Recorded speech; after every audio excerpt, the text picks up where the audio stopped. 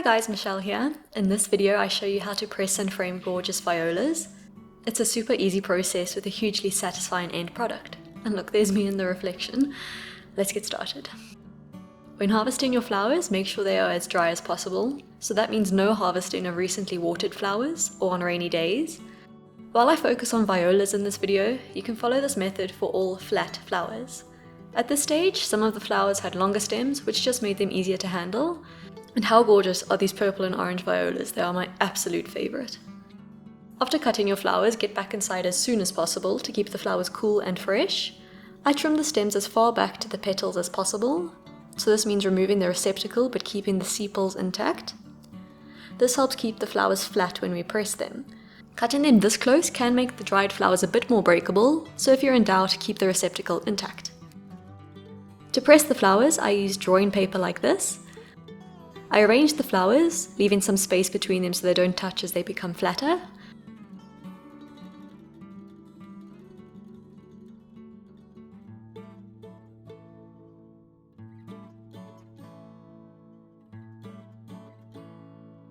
I then laid another piece of paper on top of the flowers and gave them a gentle press.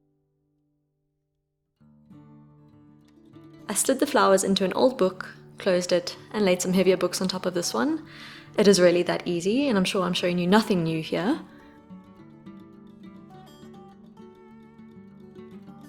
I also tried another method using some scrap wood and clamps. Scrap wood and clamps, that's quite the tongue twister. Try saying that 5 times faster. I tried to make sure the petals were all lying flat before laying the top piece of paper on top of them. The second piece of wood was then placed on top and we moved to the garage to clamp the two pieces of wood together. Here's a tip I found useful. Do this just before you leave on a trip to France. Not only does it keep you from checking on your flowers every day, but it also gives you something super exciting to look forward to when you come back. Now, if you were thinking that 8 clamps was a bit of overkill, well, you were right. The flowers pressed a bit too well and many of them ended up sticking to the paper and damaging the center of the flowers. This was especially bad on the white flowers and I actually couldn't tell which was the right side up. If I were to use this method again, I think I would use wax paper and definitely minimize the clamping power. Luckily, the good old book pressing method worked a bit better. If I was being very picky, I would say that I wasn't the biggest fan of the shape of many of the flowers, but they didn't stick, so I took that as a win.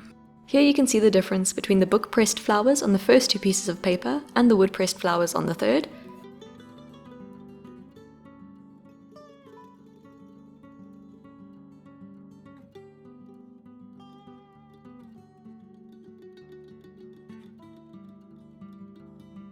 Now it's time for my favorite part, the framing. I got this frame from at home for around 120 rand, so I started arranging the flowers, first trying a less formal arrangement on the left with a neater design on the right. I decided to go with the arrangement on the right. To mount the flowers, I just used some press stick rolled into small balls and then pressed them onto the back of the flowers.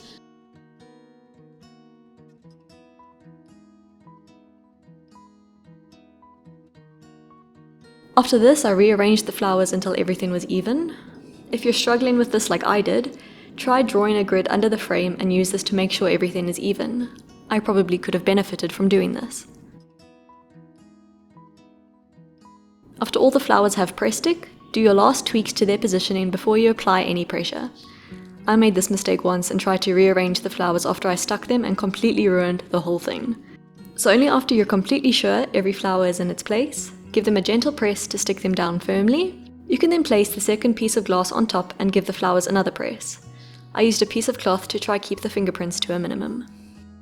Finally, I slid the glass back into the frame and this was the outcome.